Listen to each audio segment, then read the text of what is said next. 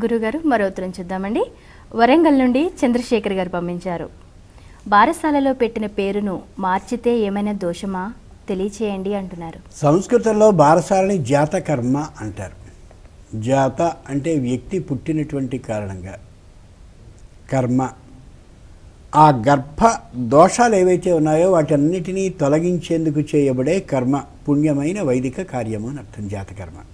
ఆ సమయంలో ఏం చేస్తారంటే చక్కటి పాత్రను దాన్ని తీసుకుని దాన్ని నిండుగా బియ్యాన్ని పోసి అడ్డంగా 3 గీతలు గీస్తారు.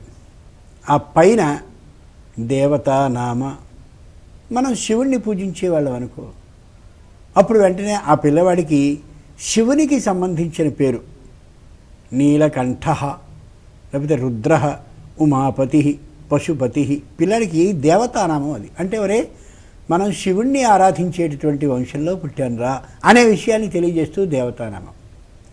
దాని కింద మాసనామ, నువ్వు ఏ నెలలో పుట్టావో తెలుసుందా పిల్లవాడా? చైత్ర, నువ్వు చైత్రమాసంలో పుట్టావురా. కార్తీక, కృత్తిక నక్షత్రం బాగా ఉండే కార్తీకంలో పుట్టావురా అని ఆ మాసనామం రాస్తారు. ఆ మాసనామంతో పాటు ప్రత్యేకంగా వైకుంఠ, అనంత అని కొన్ని ఉన్నాయి. ఒక్కొక్క మాసంలో పుడితే ఒక్కో పేరు, ఆ పేరు రాస్తారు. 3వది నక్షత్రనామ, ఈ కుర్రాడు ఏ నక్షత్రంలో పుట్టాడో అది కూడా. ఉదాహరణకి వాడు పుష్యమిలో పుడితే పుష్యమి నక్షత్రంలో పుట్టాడు కాబట్టి పుష్యమి జాత, పునర్వసు జాత, ధనిష్ట జాత అని నక్షత్రం రాస్తారు. దేవతానామం, మాసనామం, నక్షత్రనామం. ఆ తర్వాత రాసేది వ్యావహారిక నామ, వ్యవహారంలో మనం పిలుచుకోదగినటువంటి పేరు ఏదో దాన్ని. ఇది రాసేటటువంటి సందర్భంలో బంగారపు ఉంగరాన్ని పాలు, నెయ్యి, తేనె కలిపినటువంటి ఆ మిశ్రమంలో ముంచి తల్లి తండ్రి, ఆ శిశువుకి సంబంధించిన తల్లి తండ్రి జాగ్రత్తగా చేతిని అలా ఒకరి చేతిని ఒకరు పుచ్చుకుని ఆ పిల్లవాడిని ఒళ్ళో పడుకున్నటువంటి సందర్భంలో అక్కడ జాగ్రత్తగా బియ్యంలో రాయిస్తారు. ఆశ్చర్యం ఏంటంటే ఈవేళ పొరపాటు జరుగుతున్నది.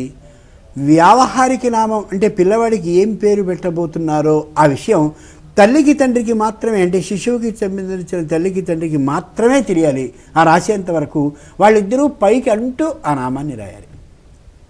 ఈవేళ చాలామంది పొరపాటును తెలియక, వేళాకోళం కాదు పాపం, తెలియక ముందే వీళ్ళు చెప్పేస్తున్నారు. ఏ పేరు పెడుతున్నారు అంటే ఇదిగో ఆశీస్ అని పెడుతున్నాం, వాడు వస్తూనే ఆశీస్ అని ఏదో మాట్లాడేస్తుంటాడు పిల్లాడి గురించి.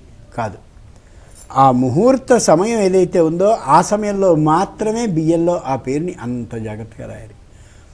ఏ దేవతలందరినీ కలశంలోనికి ఆహ్వానం చేస్తున్నామో కలశంలో ఉన్న శ్రీ మహావిష్ణువుకి మాత్రమే ముందుగా తెలియజేస్తూ ఇదిగో మా అబ్బాయి పేరు ఫలానా అని పెట్టుకుంటున్నామని తల్లిదండ్రులు ఇద్దరూ ఇష్టపూర్వకంగా బంగారపు ఉంగరంతో ఆ పేరుని బియ్యంలో రాస్తున్నారు.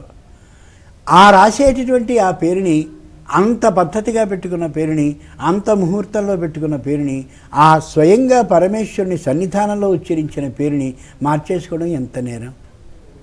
మార్చుకోనేకూడదు. అది విధానమే కాదు, మార్చుకోవాల్సిన అవసరం కూడా లేదు. వాళ్ళు ప్రత్యేకంగా మంత్రాల్లో ఉంటుందన్నమాట, ఈ పేరుతోనే నేను శాశ్వతంగా ఉచ్చరిస్తాను. లోకంలో మాట ఉంది, ప్రతివాడు తినేటటువంటి బియ్యం మీద ఆ రోజు వాడి పేరు రాయబడి ఉంటుంది అని. బియ్యం మీద రాసేది అదే కారణం, వీడికి ఇంతకాలం ఆయుష్యం ఉంటుంది అని.